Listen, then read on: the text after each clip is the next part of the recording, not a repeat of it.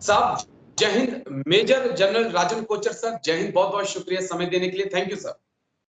जय हिंद Rajesh ji, thank you very much for inviting to your show. Thank you sir, thank you sir. बड़ा important issue, क्योंकि Dalai Lama से Nancy Pelosi, America की पूर्व स्पीकर हैं, उनकी मुलाकात हुई धर्मशाला के अंदर। चीन में काफी आक्रोश दिखा इस मुलाकात के बाद, और उन्होंने कहा कि भारत को ऐसा नहीं होने देना चाहिए था। अब मैं समझने की ये कोशिश करूंगा आपसे, क्योंकि जिस प्रकार से भारत ने नैन्सी पेलोसी को इजाजत दी कि वो आए धर्मशाला में दलाई लामा से मुलाकात करें, और जिस प्रकार से भारत और ताइवान के संबंध लगातार मजबूत हो रहे हैं, क्या हम चाइना को सीधे तौर पे मैसेज दे रहे हैं कि तिब्बत को लेकर अब इंडिया का स्टैंड जो है वो बदल रहा है? सर मैं ये राजेश जी देखता हूँ कि एक शिफ्ट हुआ है चाइना फॉरेन पॉलिसी में। एक मैं सटल शिफ्ट देख रहा हूँ। पहले मैं ये नहीं देखता था कि भारत चाइना को कभी भी प्रोवोकेट नहीं करता था। तिब्बत के मामले में आप जानते हैं 1950 में जब तिब्बत चाइना के पास चला गया, उसके बाद 1954 में भारत ने उसको एक्सेप्ट भी कर लिया। और भारत की फॉरेन पॉलिसी कभी भी तिब्बत सेंट्रिक नहीं रही है, और हमने अवॉइड किया है जो भी प्रोवोकेशन चाइना की तरफ से आई है। खास तौर पे अरुणाचल प्रदेश में आप जानते हैं कि वीज़ा भी स्टैंप होते हैं, और ये जो कोई ऐसी नाम भी बदली हो जाते हैं, और वो अपनी तरफ से काफ़ी कुछ करते हैं। भारत का कोई इतना स्ट्रॉन्ग रिएक्शन मैंने पहले कभी नहीं देखा। तो ये शिफ्ट हुआ है, मुझे ऐसा लगता है ये एक यूनाइटेड स्टेट्स और इंडिया की एक जॉइंट स्ट्रेटजी है। अब क्वाड में आने के बाद भारत और यूएसए के रिलेशंस और क्लोज हुए हैं, और आपने अभी हाल ही में देखा कि जेक सलिवन भी इधर आए थे एनएसए, और काफ़ी भी फॉलोअप होना था हमारी ट्रेड के ऊपर और हमारी डिफेंस के ऊपर, वो फॉलोअप हुआ है। प्राइम मिनिस्टर से मिले हैं और एक्सटर्नल अफेयर्स मिनिस्टर से मिले हैं और बाकी अहदेदारों से मिले हैं, और स्पेशली एक इंडस्ट्री इंटरेक्शन भी हुआ था उनका। तो अगर हम इन चीज़ों को ओवरऑल पर्सपेक्टिव में लें, और नैन्सी पेलोसी की जो विजिट है वो एक प्राइवेट विजिट नहीं समझे आप, वो एक कांग्रेस डेलीगेशन था जिसमें 5 या 6 कांग्रेस के मेंबर हैं इस डेलीगेशन में। डेप्यूटी लीडर है इस डेलीगेशन का जो लीड कर रहा है, और ये दलाई लामा के पास आए हैं, और उसके बाद एक स्टेटमेंट दिया है, प्रेस रिलीज दिया है, जो नैन्सी पेलोसी ने बोला है कि Dalai Lama is a spiritual leader, he will be remembered but Xi Jinping will not be remembered। तो एक बहुत बड़ा स्टेटमेंट दिया है। और एक बिल जो है तिब्बत का, आप जानते हैं कि एक बिल इसको सेनेट में भी पास हो गया है, हाउस ऑफ रिप्रेजेंटेटिव्स में भी पास हो गया है, और बस अभी बाइडेन के सिग्नेचर की जरूरत है। और इसीलिए ये बिल पास करने से पहले ये डेलीगेशन भेजा गया है दलाई लामा को एक्सप्लेन करने के लिए कि हम ये बिल इस तरीके का बना रहे हैं, और पूरी जो सर्व सम्मति से ये काम हो रहा है दलाई लामा से जो डिस्कशन होने के बाद। तो इट इज़ वेरी नेचुरल कि चाइना अभी बौखलाया हुआ है, बिकॉज आप जानते हैं कि चाइना की जो दुखती रग है वो 2 जगहों में टिकी हुई है, एक है तिब्बत और एक है ताइवान। और वो इसीलिए हम ये देख रहे हैं कि आप जो चाइनीज एम्बेसडर है इंडिया में, उसने भी एक स्ट्रॉन्ग स्टेटमेंट दिया है, जो आज के पेपर में मैं पढ़ रहा था। उसने भी स्ट्रॉन्ग स्टेटमेंट दिया, कंडेम किया है विजिट को कि ऐसी विजिट्स होनी नहीं चाहिए, और हम दलाई लामा को एक स्पिरिचुअल लीडर नहीं मानते हैं, हम वो एक पॉलिटिकल लीडर मानते हैं।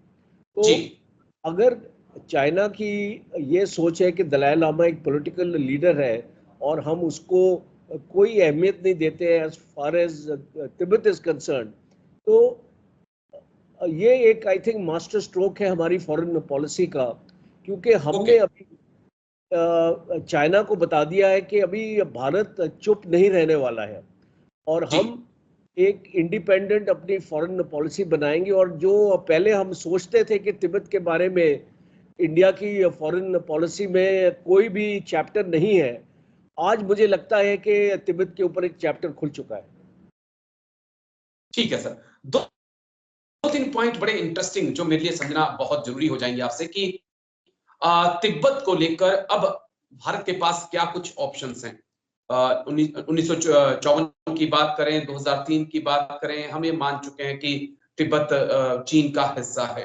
अब स्टैंड हम बदल रहे हैं, लेकिन क्या तिब्बत के अंदर अभी भी एक लो जल रही है आजादी की? क्या उस लो के अंदर हिंदुस्तान को घी डालने की जरूरत है? बहुत इंटरेस्टिंग क्वेश्चन है, और आपका जो मैं एक वर्ड में आंसर बोलूंगा, यस, घी डालने की जरूरत है, और इसीलिए ये बिल पास हो रहा है। ये बिल से क्या होगा? इस बिल से ऐसा होगा कि पूरे वर्ल्ड को एक मैसेज जाएगा कि चाइना डिस इंफॉर्मेशन फैला रहा है तिब्बत के कल्चर के बारे में, उसकी स्टेटस के बारे में, और तिब्बत के लोगों के बारे में। तो अगर हम एक राइट ऑफ सेल्फ डिटर्मिनेशन की बात हो रही है अभी, ये राइट ऑफ सेल्फ डिटर्मिनेशन का जो इसकी जो आग है वो जलाने की जरूरत है, बिकॉज आज तिब्बत में भी काफी लोग हैं जो चाइना से नाखुश हैं, और उनके रूट्स इंडिया तक आते हैं, बिकॉज दलाई लामा एक बहुत ही यूनिफाइंग फोर्स है तिब्बत में। आज भी दलाई लामा की बहुत मानता है तिब्बत में, और ये चाइना समझता है। तो इसीलिए ये जो बिल पास हो रहा है, ये एक बहुत ही अहम, और वो भी यूनाइटेड स्टेट्स ऑफ अमेरिका अगर इसको पास करता है, तो यूएसए कभी भी ऐसा कोई कदम नहीं लेता जो अगले 10 साल तक वो सोचता नहीं है उसके बारे में। तो बेसिकली ये एक फार साइटेड डिप्लोमेटिक और एक पॉलिटिकल मूव है यूनाइटेड स्टेट्स से, जिससे भारत को शक्ति मिलेगी। बिकॉज भारत इसके ऊपर अभी तक जो क्लेम नहीं कर रहा था, हो सकता है आने वाले वक्त में भारत भी इसके ऊपर अपना क्लेम लगाएगा। जैसे अरुणाचल प्रदेश में चाइना ने अपना क्लेम लगाया हुआ है, और चाइना ने एक मैप बनाया है, जो अरुणाचल प्रदेश चाइना का हिस्सा होता है। अभी नेक्स्ट स्टेप मैं ये समझता हूँ भारत को करना चाहिए कि तिब्बत को भी अपने मैप के अंदर इंक्लूड कर ले।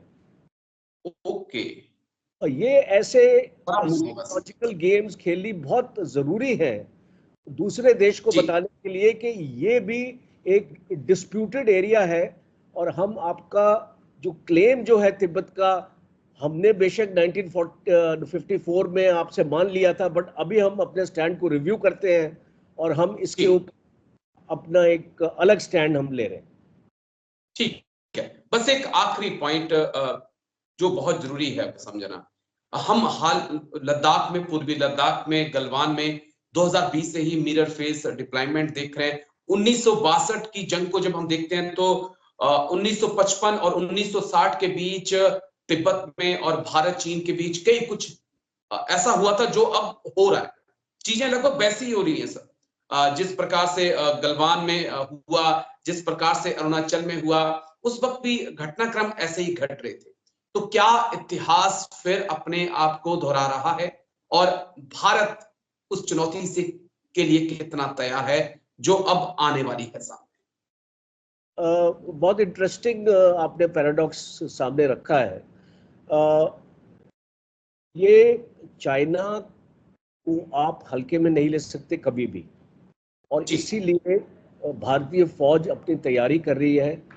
कोई भी किसी भी प्रकार का अगर अटैक आता है आज, बिकॉज चाइना को जब भी उकसाया जाता है, आपने देखा है ताइवान के ऊपर भी वो एक घेरा डाल देता है, कोई ऐसी चीज साइबर अटैक्स कर देता है, तो हमको भी तैयार रहना है। मैं ये नहीं बोलता कि चाइना अभी इमीडिएटली कुछ करेगा, बट वो एक क्षमता रखता है कुछ ना कुछ करने के लिए, और चाइना से हम हमेशा सरप्राइज हुए हैं। हमने चाइना को अच्छी तरीके से अंडरस्टैंड नहीं किया अभी तक। हमारे जितने भी थिंकर्स हैं, स्ट्रेटेजिक थिंकर्स हैं, वो पूरी तरीके से चाइना को अंडरस्टैंड नहीं कर पाए हैं, और इसलिए अब मुझे ऐसा लगता है कि हमको हर एक सिचुएशन के लिए तैयार रहने की जरूरत है। ओके सर, चलिए, शुक्रिया आपका, बहुत बहुत शुक्रिया major general Rajendra Kochar sir. Thank you, समय दिया आपने, तमाम पहलुओं को बारीकी से समझाया सर। जय हिंद सर, थैंक यू। जय हिंद राजेश जी, हैव अ नाइस डे।